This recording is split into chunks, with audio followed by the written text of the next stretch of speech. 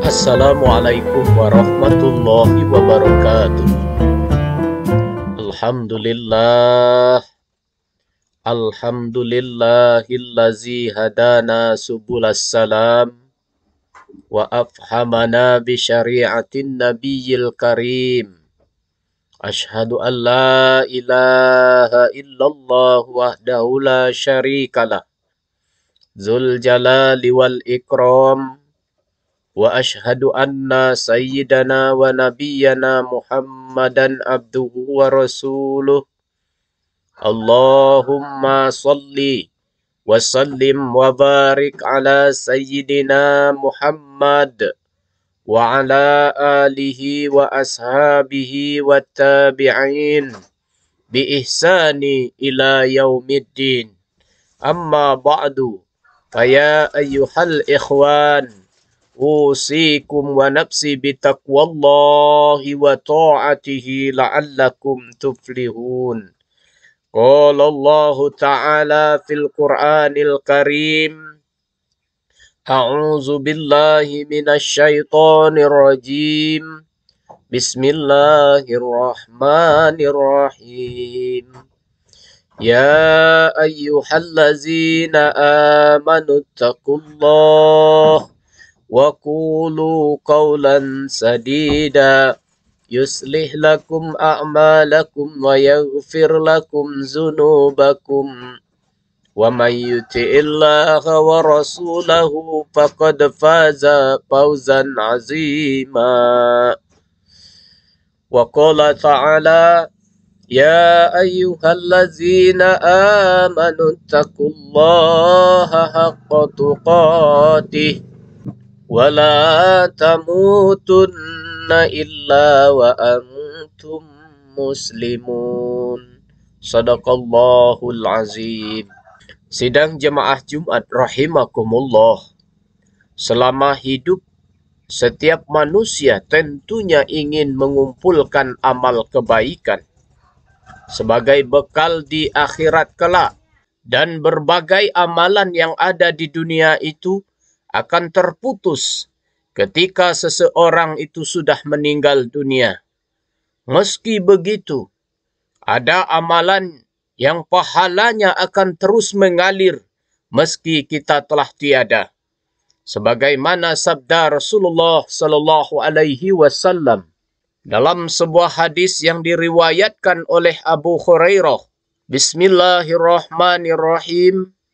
Iza matabnu adama in qata'a amaluhu illa min salasin sadaqatin jariyatin aw ilmi yuntafa'u bihi aw waladin solihin yad'u lahu.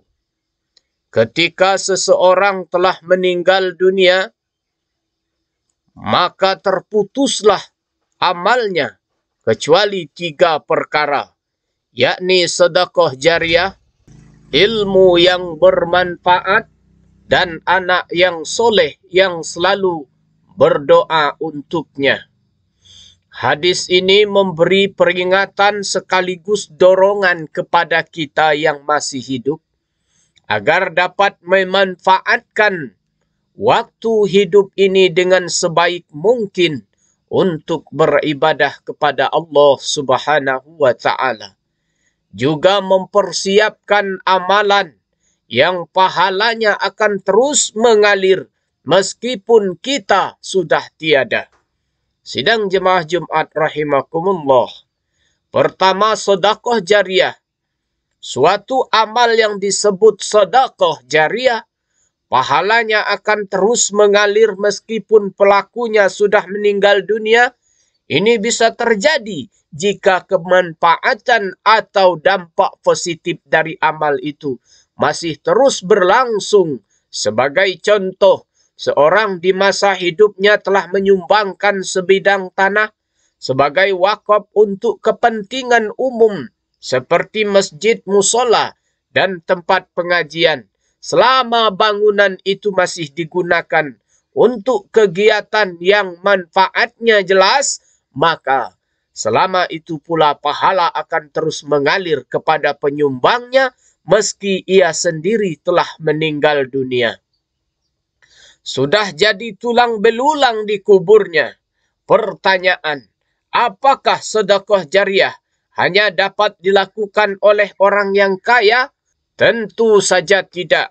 Jika semua orang memiliki kesempatan yang sama untuk beramal jariah, jika orang yang kaya bisa beramal dengan jariah dengan hartanya, maka orang yang miskin bisa beramal jariah dengan tenaga atau fisiknya. Atau bisa juga dengan harta meski tidak sebesar orang kaya. Jika orang yang pandai bisa beramal jariah dengan ilmu dan ide-idenya, maka orang yang tidak pandai bisa beramal jariah dengan tenaga fisiknya untuk melaksanakan gagasan-gagasan dari orang pandai tersebut. Orang-orang tua yang sudah tidak punya harta yang cukup, tenaga fisik juga sudah lemah, gagasan-gagasan cemerlang mungkin juga sudah sulit mereka capai. Sesungguhnya masih bisa beramal jariah dengan memberikan dorongan semangat kepada yang muda-muda untuk menghasilkan sebuah karya yang bermanfaat. Yang kedua, ilmu yang bermanfaat. Maksudnya adalah ilmu yang bisa memberikan manfaat kepada diri sendiri maupun orang lain untuk mencapaikan keselamatan dunia dan akhirat. Tentu saja ilmu seperti ini adalah ilmu agama, karena hanya ilmu agamalah yang memberikan manusia petunjuk sebagaimana beriman kepada Allah Subhanahu wa taala dan melaksanakan apa yang diperintahkan serta meninggalkan apa yang dilarangnya. Namun demikian, tidak berarti bahwa seseorang secara otomatis telah memiliki ilmu yang bermanfaat. Ketika ia telah mendapatkan ilmu agama yang luas, justru letak kemanfaatan ilmu ada pada pengalamannya. Seseorang yang memiliki ilmu agama tapi tidak diamalkan, maka akan jadi bumerang bagi orang itu. Seseorang yang sudah mengetahui bahwa salat 5 waktu itu wajib, namun tidak melakukannya secara utuh, maka dia akan mendapatkan dosa yang lebih besar daripada mereka yang belum mengetahui hal itu. Kemudian kita tidak boleh menyembunyikan ilmu yang kita miliki, karena ini termasuk perbuatan dosa. Rasulullah Shallallahu Alaihi Wasallam bersabda, sebagaimana yang diriwayatkan oleh Ibnu Hibban, Al-jamahullahu yawmal qiyamati bilijamin minan nari man katama ilman.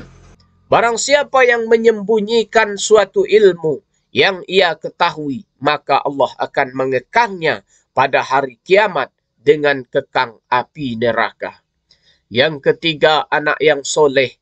Jika kita memiliki anak yang soleh, yang mau dan mampu mendoakan kita agar senantiasa mendapatkan pertolongan dan ampunan dari Allah Subhanahu wa taala, maka anak soleh ini menjadi amal kita yang pahalanya akan terus mengalir.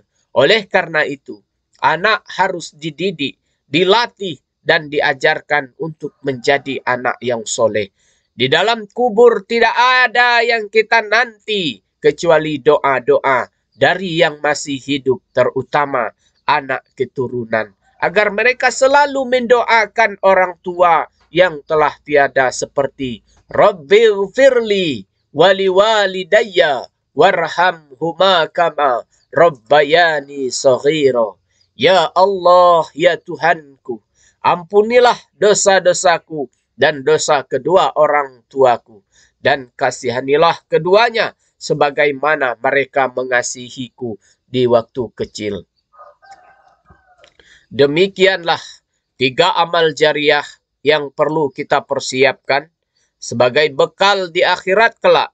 Jangan sampai kita terburu meninggal dunia sementara ketiga hal itu belum sempat kita persiapkan dengan baik. A'udzubillahi minasyaitonirrajim. Bismillahirrahmanirrahim. Ya ayyuhallazina amanu taqullah wa qulu qawlan sadida.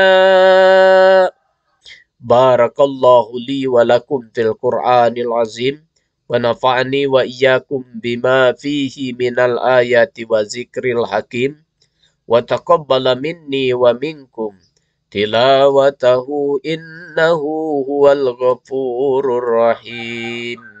Wa qur rabbighfir warham wa anta khairur rahimin.